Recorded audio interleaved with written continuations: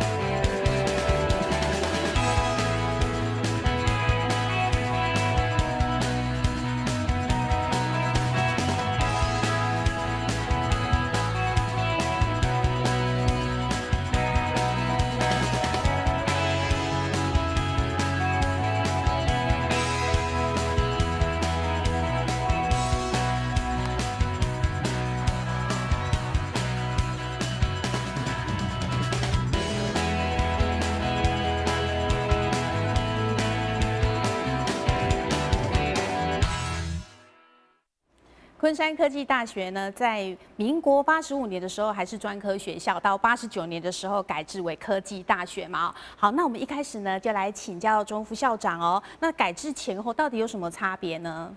好，主持人，其实昆山科大在创办人李正和老先生的一个积极的一个筹设跟庇化之下，已经迈入第55年了哈。那这55年来，其实我们也培育10多万的一个毕业生校友。那当然在各行各业都是非常非常的翘楚。那其实学校在办学，从教学卓越到典范科大，到现在这3年的一个高等教育深耕计划，其实我们一直的在积极培养学生的一个务实能力。所以我们也跟1400多家一个企业呢做产学的合作，当然也提供学生的学习。那其实我们无非就是希望让昆山科大的学生呢可以无缝接轨，跟业界可以同时的一个并进啊。那其实从工科到商科到现在的一个科技大学，以前工科当然是我们众所皆知的，像电子、电机、机械。那其实到现在也都是工业的一个基础的一个专长。那从商学院呢，我们也培养一些商学院管理的人才。所以呢，学校不管是在会计、财经、企管，接下来到所谓的一个房地产的一个事业哈，这个都是学校非常非常具特色的。那衍生现在的一个创意媒体学院呢，我们也培养非常非常多的一个创意人才哈。那现在包含金钟奖、金马奖，本校呢就有23座的一个金钟、金马这样的一个奖项了哈。那包含现在有很多的一个世上的一个大导演哈，也都是我们学校所培养出来的。是。那曾经呢，我们创意媒体学院的一个分数哈，落点都是还在可以到北科、云科这样的一个成绩哈。那表示我们创意媒体学院也一直在茁壮，一直在成长。那现在比较年轻的一个学院就是民生应用学院。民生应用学院呢，其实不管是在餐饮的管理，或者是休闲旅游，或者是现在比较夯的这种时尚跟电竞，其实呢学校非常非常的一个多元发展。那因为校长也非常重视整个一个师资啊，所以昆大呢我们可以看得到是一个目前虽然55年，但是现在我们走向年轻化，所以在学生的一个学习环境呢，或者是我们的设备的更新，我想这个都是有目共睹的哈。那所以呢，我们也是积极一直在打造一个在轻产学，还有在重研究以及在做创意教学的部分，我们一直在做提升哦。所以我们可以看得到，现在昆山科大100多个社团，所以我们从影片里面也看得到，我们还有一些像热舞社、韩舞社，包含刚刚所看到的，像还有我们的棒球校队。那这个棒球校队呢，我们也已经打进了一个甲组的一个行列哈，所以呢也慢慢的可以具备这种职业级，所以学校是很多元的一个发展哦。听副校长讲完哦，其实我们知道说，昆山科技大学它随着就是说时代的变迁，那就是说市场的需求一定也会变迁嘛。那你们也融入了很多新的科系，对不对？刚你有稍微提到，包括一些就是时尚流行的啦，或者是说电竞啊，现在大家都很喜欢的，对不对？机器人等等，那这些科技是不是就新设的？对，像我们的电竞系是，我们知道，因为电竞的一个发展是目前包含奥运的一个产业，可能也要把这个电竞指定为一个运动的一个赛事了哈。所以呢，我们也积极在培育这样的一个电竞人才。那电竞人才，我们不是只有让学生只会玩游戏，我们也教他如何剪辑，或者是一个配乐，甚至呢可以来做一个游戏的设计。那录直播、网红，那这个方面其实我们都是透过一些专业的师资，所以呢，我们也邀请到像非常具那个专业的一个像西门叶说刘书伟，他本身也是在美国这边一个世界赛有非常非常好的一个成绩，所以呢，我们的电竞的发展呢，等于是也把这样的一个多元的一个专业师资呢融入进来，专业的课程融入进来。那在时尚的部分呢，因为学校在时尚产业的发展，也因为台南本身是跟文化非常非常的流行产业做接轨嘛，所以我们本身也跟凯沃集团呢，现在也在做一个签署联盟，那包含他们的创办人那个洪老师呢，也在下个礼拜也要来到我们学校来正式跟我们谈一些课程上的一个合作。那当然包含一些国际上的一个名模，比如说我们的王胜芬秀导啊，或者是像林志玲的经纪人范总经理也都跟我们来做一个课程上的一个合作。那包含最近像林伟君，英国的一个国际名模呢，对，也到我们的课堂上带领我们的整个师生，不管是在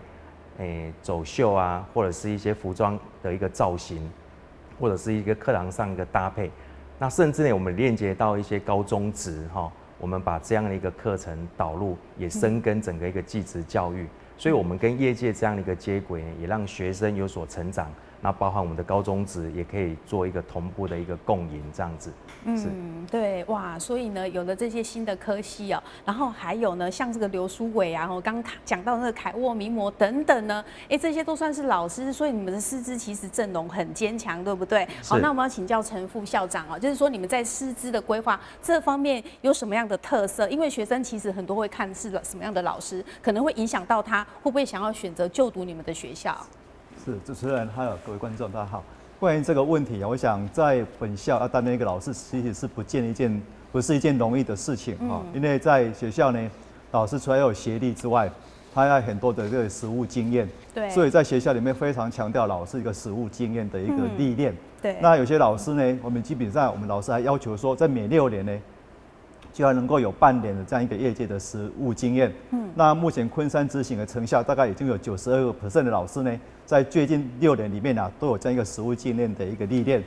所以基本上这个比例大概比一般的科技大学都还要来得高所以昆山科技大学在这个方面，我们非常重视老师的一个实务经验的一个培养第二个，我想在课程安排方面呢，我们也希望老师授课的负担不要太重。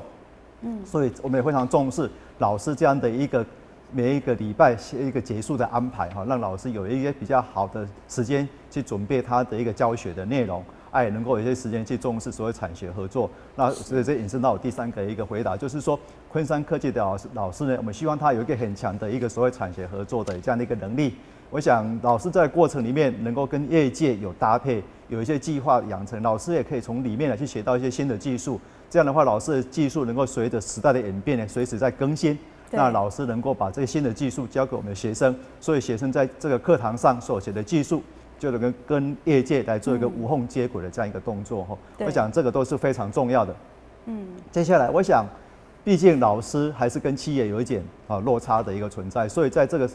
老师的安排方面呢，我们非常强调引进业界的一个师资，我们需要业界的师资来协助我们，比如说我们聘请这业界的高阶主管来跟我们老师来共同授课。我想老师可能比较重视理论的这个部分，那业界的师资呢，可以补足这个技术的一个养成的技术的一个传导这个部分，而且在这个过程里面呢，业界的师资也可以跟我们的学生有互动，学生也可以提早接触到业界的一个最新的一个动态，对于学生以后的就业应该是相当有帮助的。接下来在课程方面，我们也非常强调这个课程如何跟这一个学生毕业的一个所要的工作能够做一些结合，所以我们希望老师的课程能够跟这个证照比如说让学生在上课之后就能可以去考取证照，或者说在这课程里面呢，让这一个学生学习之后就能够有这个能力去参加相关的比赛，从这样的一个过程也培养学生这样一个动手做的一个能力。那在科技大学里面，我们就强调所谓的做中学学中做这样一个互相的一个搭配。我想在昆山科技大学里面，我们非常强调这样的一个实务跟这个理论的一个结合，也能够跟业界做一些接轨这样说明。是，所以这样听起来就是说，除了师资很坚强还有顾及到说，真的要让学生能够在理论上学到了，然后实际上呢，你们聘请一些业界的主管来上课，那这样子学生以后真的对他们的就业会非常有帮助对不对？因为有很多人就是说，他在学校学的都是理论，结果到那个业界去上班的时候，又从头再来一次，对不对？所以其实为什么你们会成为企业的最爱，也是有原因的。是的，谢谢主持人。好，那刚才一开始呢，我们钟副校长有提到说，你们请的师资里面包括这个电竞方面的高手刘书伟然后国际名模林伟君等等。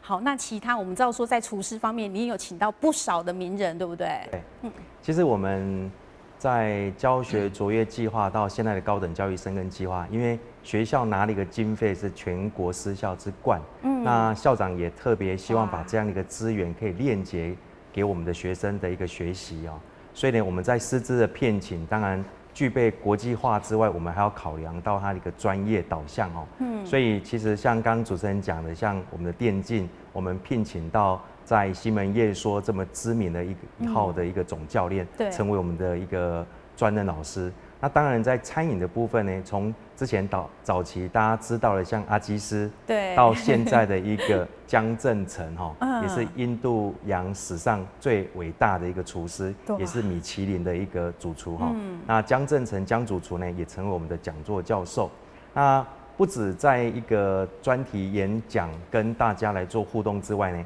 他也实际到课堂上来做一个餐饮的示范。那同样的，他目前也有希望来打造一个所谓的一个餐饮的一个设计，结合一个美学视觉，所以呢，我们也会做一个跨域的跟一些创意媒体学院的一个课程来合开哈。所以好的菜色不是只有吃起来好吃哈，看起来也是要美味可口哈。我想这个是视觉化可以来做这样的一个规划。对。那当然，主持人刚刚有讲，像比如说林伟君的部分，因为伟君。因为刚从英国回来，因为这一次疫情的关系，没有办法再回到英国了哈，所以我们也因为一些因缘聚会之下呢，可以很荣幸的邀请到伟君来到我们昆山科大的一个时尚系，来亲自教导我们这一种时尚学程的学生呢，可以在有一个伸展台展现他自信能力的一个机会。那当然呢，聘请这一些之外呢，我们在创意媒体学院，因为刚刚有讲我们在金钟、金马23座这样的奖项里面，我们有非常多的一些金钟、金马的大导演，我们都把他邀请到我们学校来了所以呢，在学生的一个学习上呢，一定是掌握现在的薪资，所以学生学起来，他其实就是非常非常的一个快乐。那当然也跟着这一些好的师资呢，我们可以到业界去实习，去亲自了解现在的一个产业环境。那当然也把最新的一个科技呢，也带给我们的学子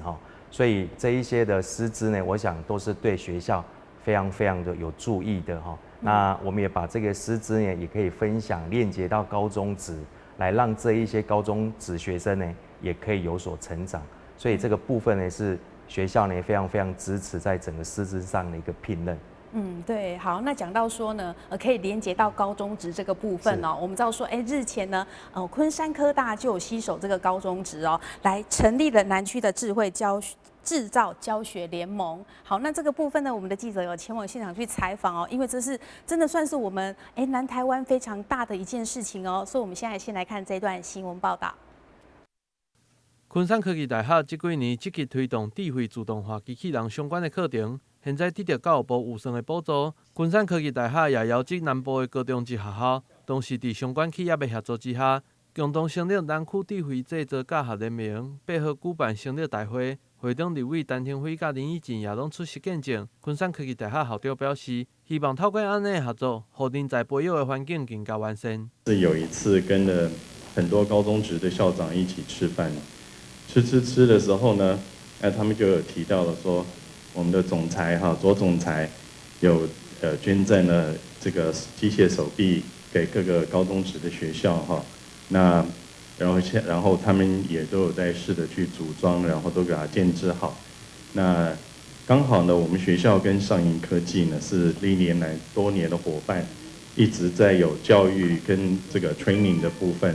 所以我们是非常的驾轻就熟。所以对高中职的有一些学校的校长呢，那我们也义不容辞的，就是说如果有不会的话，我们可以来协助，然后把它建制起来，然后最终的目的呢，就是培育我们的青年年轻的学生能够了解一下智慧自动化到底是什么东西，从高中职的时候就开始进入到教育训练的状况，然后到了大学的时候，他们可以再更精进化我第一次体会学校教育太重要，因为375清单里面呢，一大堆是台大跟那个成大的机械系毕业的高材生，他有人才所以这个企业家如果不上学堂上酒家培养出好人才，我们企业界有什么希望？我们的人才是来自学校，所以从此以后，我一方面我跟 UC Berkeley 合作，我带了15届台湾的企业家去上课。那同时我开始投入这个产学合作，所以这些年来呢，一直没有放弃。昆山科技大学也将合作8间学校设立机器人教学示范点，并顺回展示机器人的应用功能。同时，合作学校培育政治教师，考取机器人工程师的证照，积极甲高中端分享资源，共创双赢。台湾新闻郭博义采访报道。哇，这个联盟成立之后，真的是其实可以说是多赢对不对？所以我们请教钟副校长。是的，像其实学校因为有一个全国第一个成立的机器人系那我想这个是教育部对整个一个产业发展的一个重视。那昆山当然要积极培养这样的一个产业人才，所以在机器人系里面，我们也投入非常多的一个设备那学校呢也将近投入3000多万的一个设备来打造机械手背的一个类产线的工厂。所以呢，学校其实有超过1亿以上的一个经费投入，成立了4间的一个类产线环境。那最近呢，我们成立这个南区的一个机器人教学联盟呢，是因为我们的龙头CNC 的龙头上银科技的左总裁，那他在有一次的机会捐助了50只的一个机械手背给全国的一些高中职来做一个人才培育。那在培育的过程中，一定需要一个好的师资跟监考人员。那全国里面呢，由教育部认定的15位的一个种子老师跟监评老师呢，我们昆山科大就占了4位那这4位里面呢，我们也是希望积极的把这样的一个技术呢，可以发扬到整个南区的一个高中职。所以由校长来发起筹组了一个南区智慧制造联盟，邀请南区的12间的一个高中职来一起为整个一个机器人的一个产业发展。所以呢，上银科技的左总裁呢，也特别南下到昆山科大来我们昆山呢，成立一个上银的一个机械手背的一个维修教室。我们都知道人都会生病，都要到医院了。那当然，机械手背坏掉了，谁来修？所以上银因为知道昆山这样的一个实务量能跟技术，所以呢，他也直接到我们学校来成立这样的一个机械手背的一个训练跟维修室。那目前呢，我们也因应在整个劳动部跟经济部在做这个一个亮点的证照，可以直接跟业界结合，所以成立一个 iPass 的一个机器人的一个认证考试。那这一张考试呢，学生只要取得其实也算是一个烫金的一个证照这个只要一出去业界呢，至少加薪都是1万元以上的所以我们昆山科大也是率先在全国第一个在这样的认证考试，我们有21个学生，就有21个100%取得这样的一个证照了。这么厉害，表示我们学校真的是在这一个方面也是非常投入这个技术。对，那所以成立这个联盟的时候呢，也感谢我们在教育部的技师师长杨师长，还有我们的台南市的许副市长，那当然还有包含上银的总裁、董事长，还有各界的一些像业界的董事长、经理都来到我们学校跟我们做这样的一个链接。我想这个是我们昆山科大展现的一个产业的一个量能。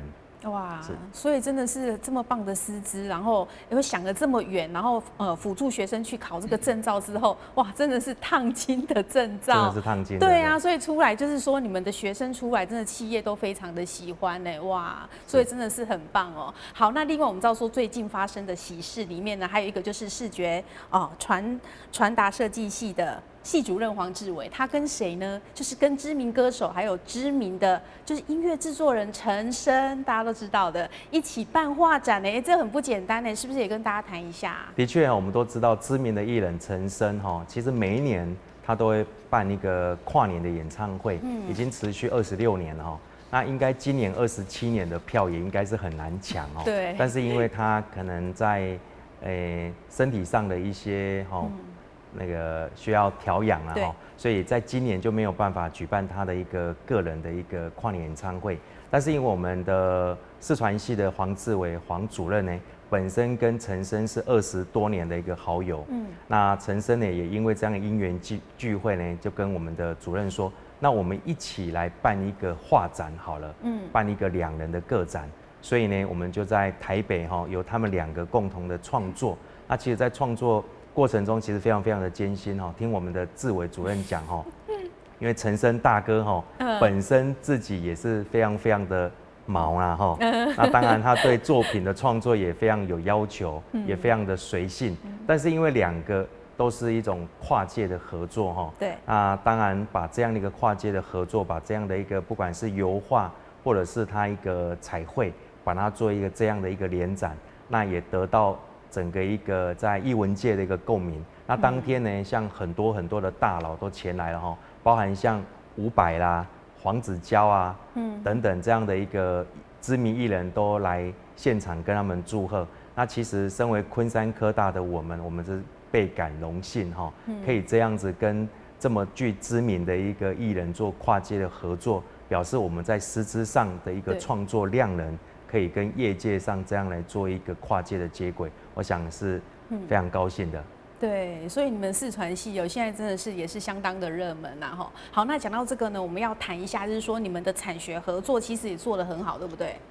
是，我们的产学合作的部分，其实在每一年我们的跟业界的一个产学合作的一个金额都是3亿元以上了我想也是全国之冠，包括我们已经连续7年获得中国工程师学会获颁的一个绩优单位，可见我们的一个产学的亮点呢，其实是傲视整个一个师校之冠。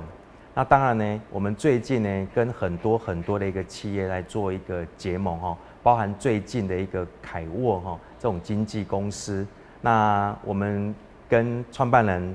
黄老师跟现在的董事长吴董事长呢，我们也希望打造一个南部的一个时尚人才的一个培育基地。那当然也希望这样的一个签约之下呢，我们可以共享这样的资源。那这一些资源呢，可以链接到课程上，可以链接到我们的整个一个高中职上，我想也是扎根整个一个时尚界的一个发展。好，那接下来呢，我们要请教陈副校长这个议题听起来比较严肃，但是它又非常的重要因为呢，近年来就是这个社会问责非常的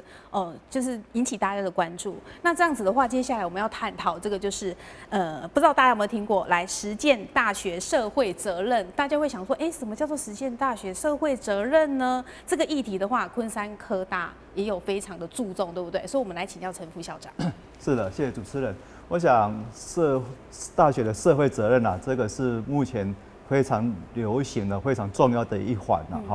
昆山科技大学因为我们的产学合作的研发能量非常的强大，我们很希望把这样的一个研发能量呢，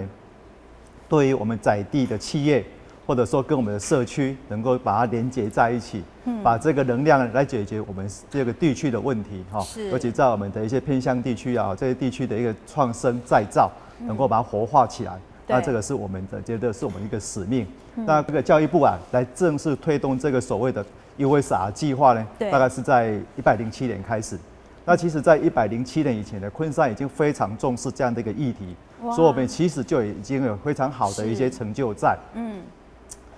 如果以一个计划执行1年来当做1年这样的一个计算，如果说1年里面有3个计划，那就是3年。那昆山在这个正式执行之前，我们已经有63年的这样的一个绩效在了。哇！所以我们的这个累积的这个能量这个所谓的 USR 善尽大学社会责任这个能量相当的丰沛。那在教育部开始推动这一个计划的时候呢，昆山也马上来响应这样的一个计划的一个工作。所以在学校里面呢，我们由校长来主持，我们成立了一个所谓大学社会责任的这样的一个推动的委员会，把我们学校的副校长还有一级主管整个把它整合在一起，大家来思考这样的一个推动的一个方向。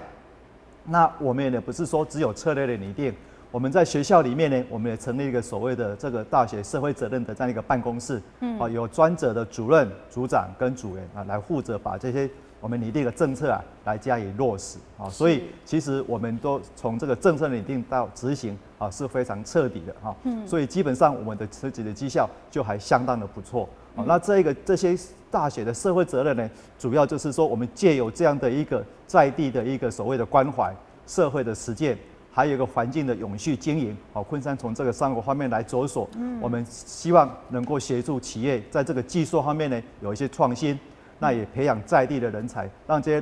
些人才呢愿意留在这个社区里面来深蹲在这个地方，好，然后让它变成是一个创业的一个地方，好，来做这样一个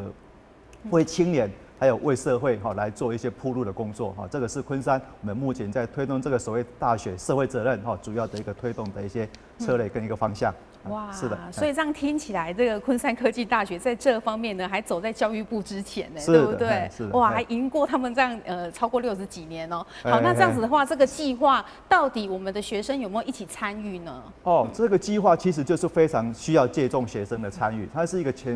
我刚刚报告就是说，其实是一个全校性的一个全方面的一个活动哈。我以109年今年为例哈，虽然今年还没有结束，那我们今年呢参与这样计划的学生，我们统计初步的统计大概超过4000多个人次的学生去参与这样的一个活动。那以我们大概占我们日建部的学生大概快半数以上的这样的一个比例哈。是。那老师方面呢，大概也有380多人次的老师呢，有参与这样的一个社会大学责任的这样的一个培力的工作。所以其实在学校里面是师生一起来，我们来共同来推动这样的一个项目啊。所以其实学生跟老师的参与是非常热烈的，是参与很热烈。那可能有些学生会想说，那这样子的话，他们学生去参与的话，有得到什么样的益处呢？这个工作，我觉得对于学生的益处非常非常的大。为什么呢？因为我们知道社会的地区产业或者说这个社区的问题是非常多元化的，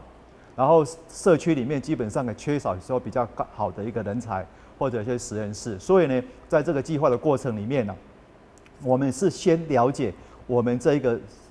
地区的产业或者我们的社区，它需要怎样的一个东西，把这些问题带到学校里面来。在学校里面呢，我们不是说把学生就马上派出去解决这个问题，因为学生可能没有训练好，那学生到这个现场去，可能也没办法提出一个比较好的这样的一个帮忙。所以其实，在学校里面呢，我们把问题带进来，我们会先对一个学生进行相关的一个教育工作。所以我们推动所谓的双 PBL 的课程，就是说从问题导向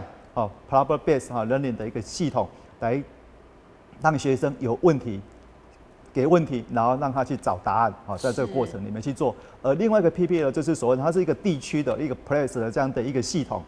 来做这样一个学习。我们说我们推动双 PBL 的一个课程，那学生在这个教育之下，他具有这样一个能力，来慢慢培养他去接触。而且在这个过程里面，刚刚一直在强调，社区的问题、产业的问题是多元的，所以学生除了他本身的专业之外，他也可以学到很多跨域的工作，对，因为这个都是一个团队的工作。那这些学生在一起可以互相的学习，互相的督促，所以其实除了专业成长之外，他也无形中也得到了很多其他领域的一个所谓的一个知识跟一个能力。我们也说培育了说很多拍型的这样的一个人才。学生只有这样的技能，然后到社区里面去工作，从社区里面就又学到很多的所谓的这样一个知识、这样的一个能力、这样一个经验。那累积这些东西呢，他就有办法去面对以后他毕业之后的一个工作的一个这样的一个需求。更进一步，其实在学校里面，我们非常推动所谓的创业的这个一环。所以其实很多学生在这个过程里面，因为实际去做，跟这些社区整个这样融合在一起，所以他也培养了他很好的一个就业的能力。所以像我们这个关田的一个新创生的一个计划，就在这边跟当地的居民组成一个所谓的合作社，他们把这个当地的关田的菱角壳，它本来是一个废弃物，但是我们把它经过一些技术，让它变成一个有用的所谓的菱壳碳粉这样一个东西。这些东西呢，可以把它当做一些饲料，比如说鸡饲料里面把它加进去之后，那是可以长得更快，长得更好。那也可以当做一些所谓的一些环保的材料，所以也属于一些所谓循环经济的这样一个问题。所以这样一个参与的过程呢，学生这个训练下来，他也愿意在关田这个地方去做这些事情，而且也变成他创业的一个项目所以我想对于学生的帮助是非常大的。是的，真的所以这个 USR 这个计划听起来真的是对学生的，让学生会有很大的收获。那这个计划的话，你们争取到多少的补助啊？是的，这个计划呢，教育部开始正式推动的第一期是在107年到108年是第一期。那在第一期里面呢，昆山是获得了3个计划，教育部补助给我们的额度大概是900万的这样的一个经费。那第2期呢，是从109年到111年，就从今年度开始。那今年度开始，我们每年获得的经费啦是1410万，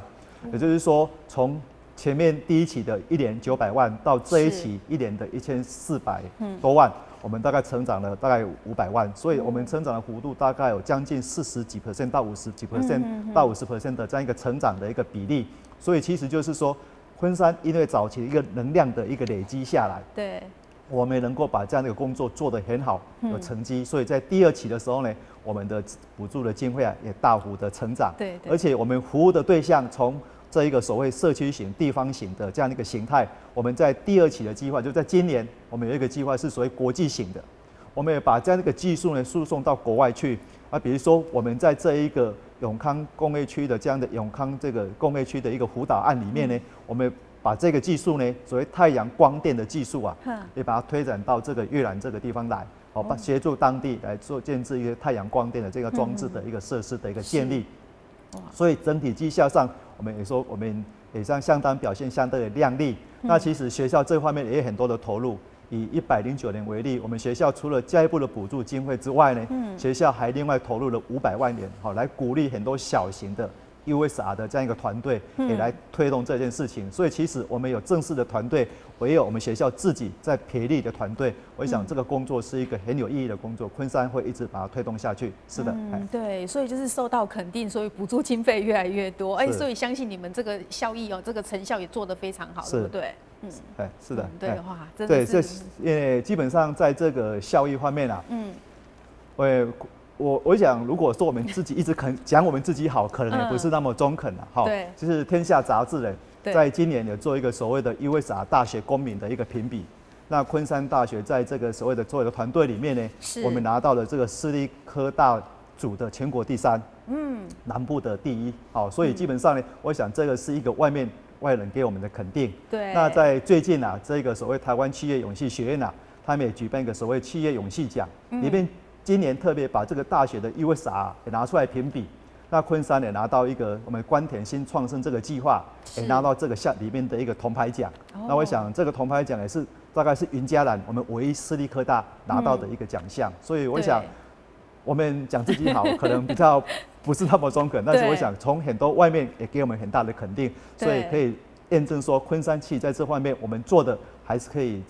接受到获得到大家的一个肯定的这样的一个。对，没错，而且肯定你们是非常具有公信力的那个单位。是。哇，对，非常的好，希望你们继续加油。好，谢谢。那接下来呢，要来谈论这个是最近比较热门一点的可能就是校园安全的问题。那之前就是因为这个长隆大学女学生遇害之后，大家呢，其实应该平常就要来关心校园安全啦但是因为这个事件更凸显了校园安全的重要性。好，那接下来就要来请教这个学务长了，就关于校园安全这一块，昆山科大是不是非常的注重？是的，我们在事件发生之前半年，其实我们校长就已经注意到我们整个校园内外的安全的这个部分，所以他就责成了我们的总务处，在校园各处总共设置了大概170多座的灯，让我们整个校园都能够在明亮的状况下，让学生感受到安全的氛围。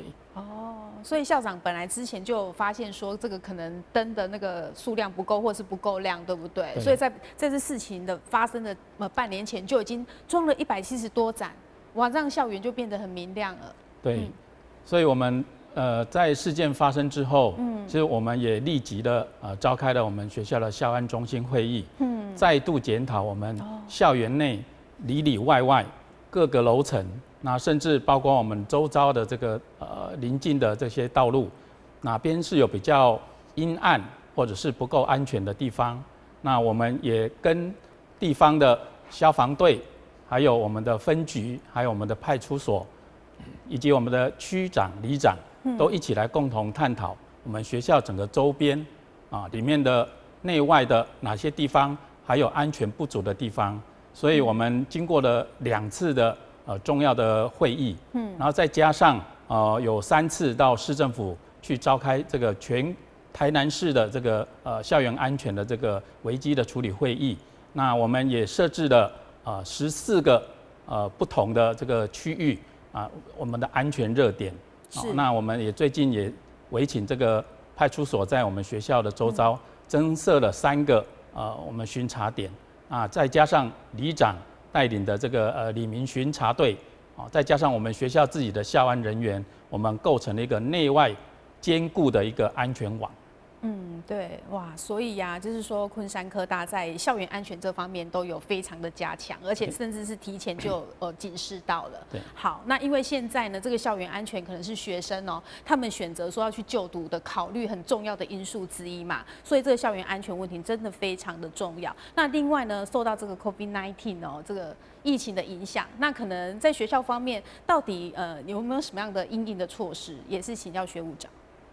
说到 COVID-19， 应该是从除夕前一天，接到校长的指示之后，我们就立即成立了防疫的应变小组。马上在大年初4的一早，我们几位主管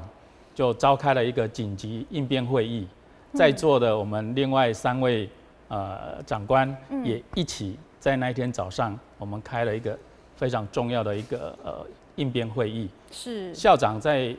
那个时候就嘱咐我们整个学校的部署都是要超前部署，因为我们需要用心的维护校园的安全，让我们的学生、老师跟家长都安心。所以我们从那个时候开始，整个组成了全校的一个应变小组，那我们定期的开会讨论。那特别是因应中央疫情指挥中心，还有教育部，我们还有我们的地方的卫生局，时常就会有很多的临时的指令下来。那我们这个应变小组就会立即召开，不管是线上的，或者是在我们的通讯的这个群组里面，我们会立即来探讨我们学校的因应的措施，那立即让我们全校的师生都能够知晓我们整个的应变的措施。那特别是印象很深刻的是，我们在4月1号开始执行我们全校入校的实名制。那我们在短短的3天，透过我们学校全体同仁，包括我们的电算中心的同仁，那我们的国际处、我们的教务处、学务处，那我们整个还有我们的总务处，我们全体动起来，在3天之内把我们的整个入校的实名制的整个制度给建立起来。那很多的师生在后来都纷纷跟我们反映说，我们执行了这一个防疫的措施，让他们感觉到非常的安心。那也是我们这么努力下，我们得到一点安慰，说我们真的是很用心的在执行这个 COVID-19 的防疫工作。对，哇，真的要3天建立，学生那么多，建立完这个实名制真的不简单呢。可见你们学校平常就都有在做这种准备了，对不对？对。好，那我们讲到这个疫情嘛，那其实目前台湾疫情都还算可以控制住，但国外疫情非常的严重。那讲到这个的话，相信你们学校也是有不少的这个外国的学生，对不对？好，那这样子的话，就要请教这个国际长喽。对啊，就是说国际长的话，你们学校这个国际生这方面，你是不是可以跟大家谈一下？包括说，你们学校有多少的国际生啊？然后他们现在对于这个疫情的话，你们要怎么因应他们呢？目前大概在昆山的国际学生将近600位那来自于将近30个国家。那今年呢比较特殊的就是说，这些学生他们要进来的时候，我们政府呢是做比较严格的要求限制，所以大概从6月、7月呢，这些我们就知道说学生要进来，但是他们必须要还有接受这疫情指挥中心的调控，所以他们是分批进来，而且分批进来以后呢，他们还要再接受管制。那管制以后，不管说是进到学校的，或是没有进到学校的，那学校都必须把这整个程序做好。而且教育部呢，也根据这个指挥中心的规定，那他在还没有进来以前，我们就必须要报名册，报了名册以后再确认他们的班机，然后在他们的班机要进来的时候，我们要派人去接，接了以后再再到所谓的不管是说集中检疫，对，或者是学校的宿舍，所以这时候呢，我们学务处或是我们总务处呢，都必须把相关的政策把它做好。那事实上，学生到学校来以后呢，他们都是非常的满意，而且在他们14天哈，如果说在校园内呢，14天结束以后呢，我们副校长啊，还有我们的学务长啊，都带着补品，再去跟这些学生也是恭喜他们出关了。在事实上关14天真的是对啊，蛮辛苦的，哇，好贴心所以这一段嗯时间呢，就是说他们出来以后帮他们补一下。那另外一个有趣的事情就是，他们在里面这14天的这个时间大概都乱掉了。我们本来说，哎，如果关14天，你大概会想早一点出来嘛。对。结果呢，我们通知他说啊，隔天早上你们早上8点，好，我们就让你们出来。他们说不要啊，为什么？因为他们比较好吗？里面都已经睡到他已经就是没有天日了，因为他每天关在里面嘛。是。所以我们就说好吧，那就10点或11点再出来。所以事实上对这些就是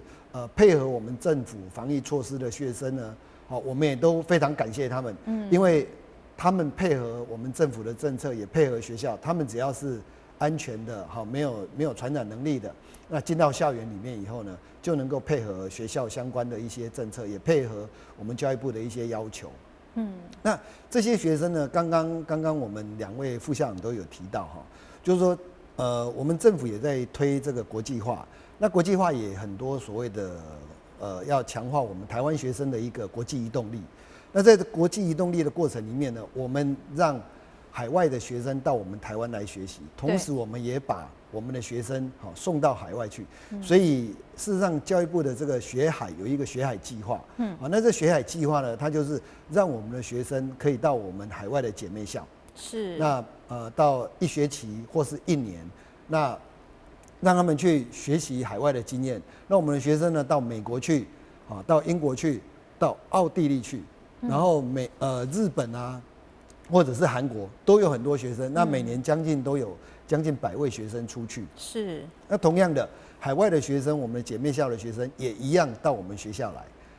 那除此之外，我们刚刚还讲到，就是说，因为昆山这个跟产业的结合非常的密切，所以我们的学海逐梦呢，也配合我们的所谓的海外实习。是。所以我们像我们的这个餐饮系的学生呢，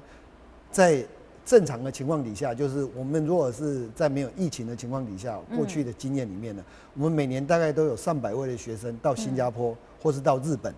都直接到餐饮业界或是旅馆去做进行服务。那他们的时间呢，都是至少就是1个学期。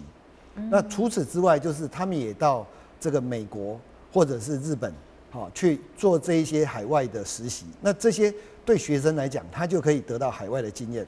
那他们在学校的时候，可能主持人或是各位观众会想说，那他们的语言呢，在这个过程里面，我们一样就是对他们的语言要有要求。所以这一些在他们知道说有这些计划，那他们要去争取。所以你说到新加坡，虽然是一个以华人为主的华人社会，可是新加坡还是以英文。那像我们的学生呢，他们要到日本去，他们要把日文学好。那我们有学生呢，在日本实习完以后，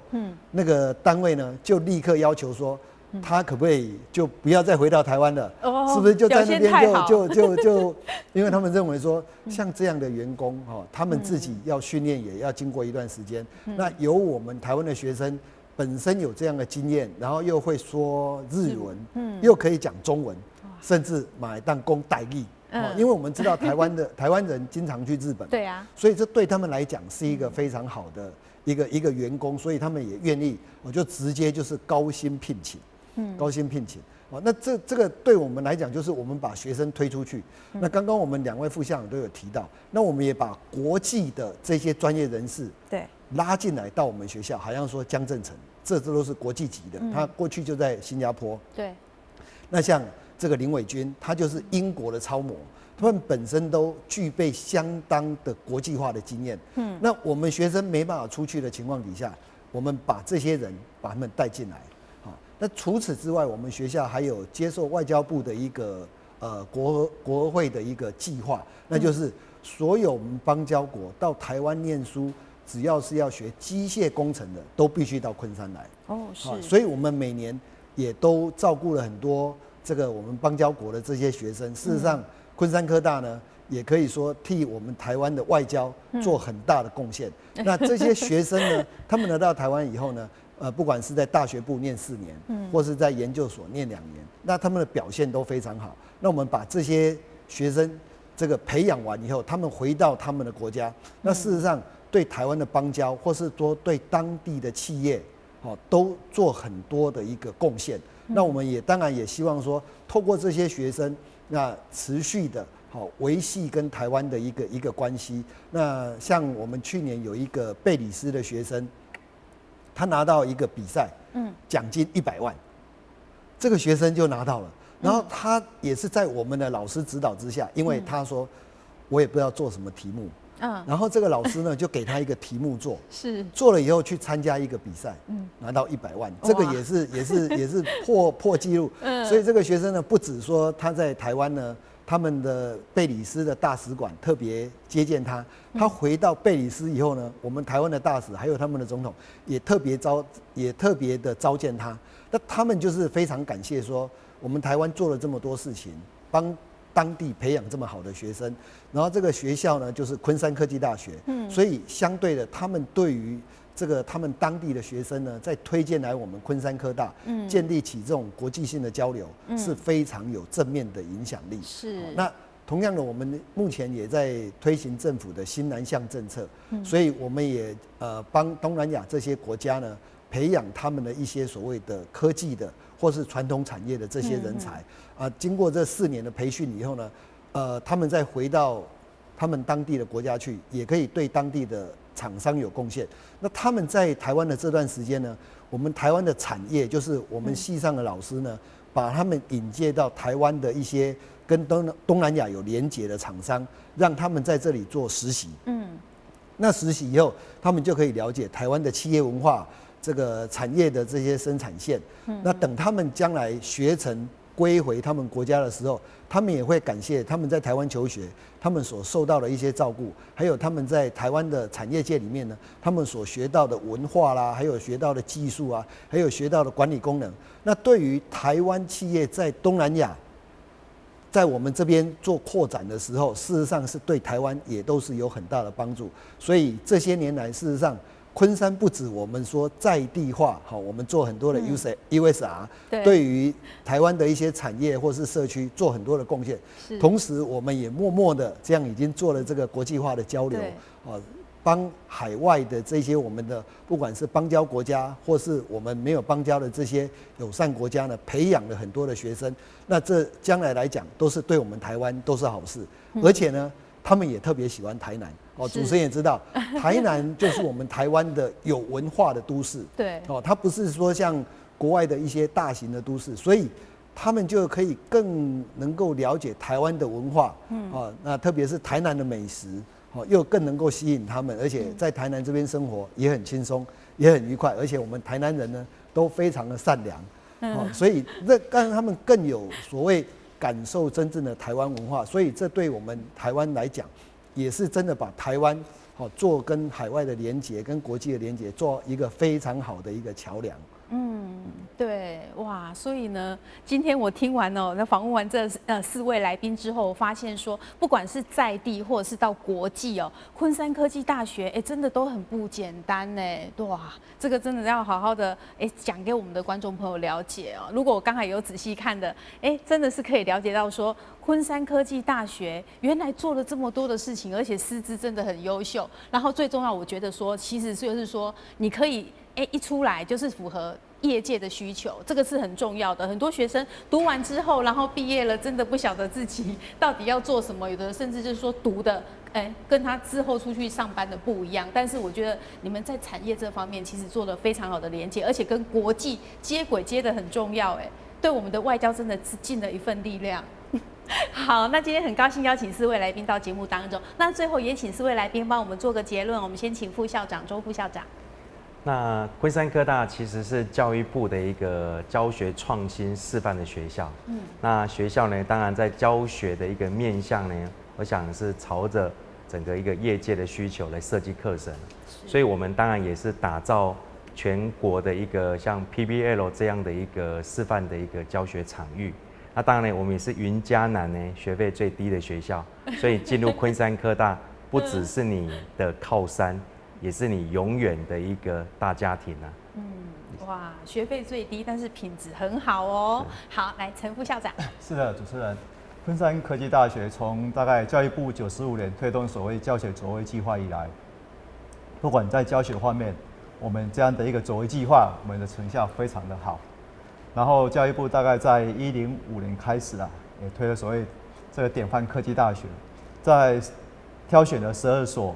这一个科技大学啊作为典范科大，昆山是其中3所里面的一所私立科大。到最近从107年开始，把这个典范跟教学卓越合并在一起，变成高教深耕计划。昆山大概这3年来，我们整个平均每一个学生的这样的一个受益的经费啊，大概就是在这学校里面是最高的。尤其在今年09年的计划呢，我们拿到这个最高的私校里面最高的补助2.1亿的这个补助。我想这个都在见证昆山一路走来，不管是在产学合作、在教学、在整个学生的照顾、在所谓大学的社会责任，还有所谓大学的公共性、公共化，我想我们都非常努力的。那我想我们也会这样一个坚持这样的一个理想，一直往下走。谢谢。好，继续加油。好，接下来请学务长。欢迎各位观众，放心的把你们的小孩交到昆山科大。进入昆山如入宝山，成就如山。那我们每年不止在课业上给予教导之外，我们每年投入的将近1000万的经费在学生的社团生活上面，所以不管是补助他们的硬体设备，或是他们的活动，我们也都是希望他们除了课业之外，在社团的学习、人际关系的建立之外，也有更多的一个发展的一个机会，发展出自己的兴趣跟嗜好，结交更多的朋友。欢迎来到昆山，谢谢。好，最后我们请国际长。到昆山来呢，你可以认识更多的朋友，更重要，你可以结交全世界的朋友。欢迎各位到昆山给我们指导。好，非常感谢4位来宾到节目当中，相信大家对昆山科技大学有了更进一步的认识喽。荷兰启明旗下这波的底加科技短乐，我是秦碧纯，咱再会。